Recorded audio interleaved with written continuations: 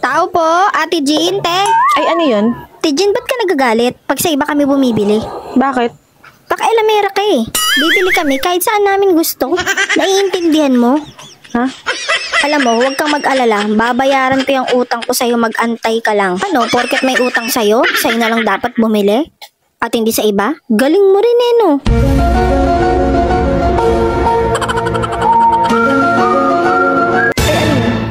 Magbabayad na ako ng utang.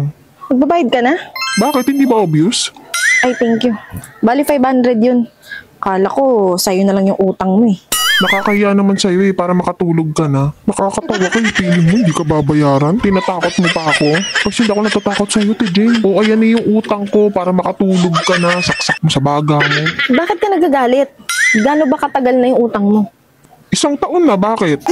Oh, 1 taon. Buti nga binayaran ka pa eh.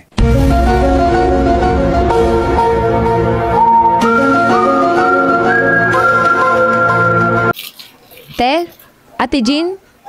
Ay, ano yun? Oh, ito na yung kulang kong piso. Ay, thank you. Taing-tay ka na eh. Kala mo hindi aabot eh. Para piso lang eh. Kaya yaman mo ba yan? Ano? Galing mo naman magsalita. Bakit pag sa grocery ka bumili at kulang ka ng piso? Pagbibilhan ka? Oo na, dami mo sinasabi. Binayaran na nga kita. Di lang nabalik sa'yo eh. Almost 2 weeks lang eh. Nagkakaganyan pa na.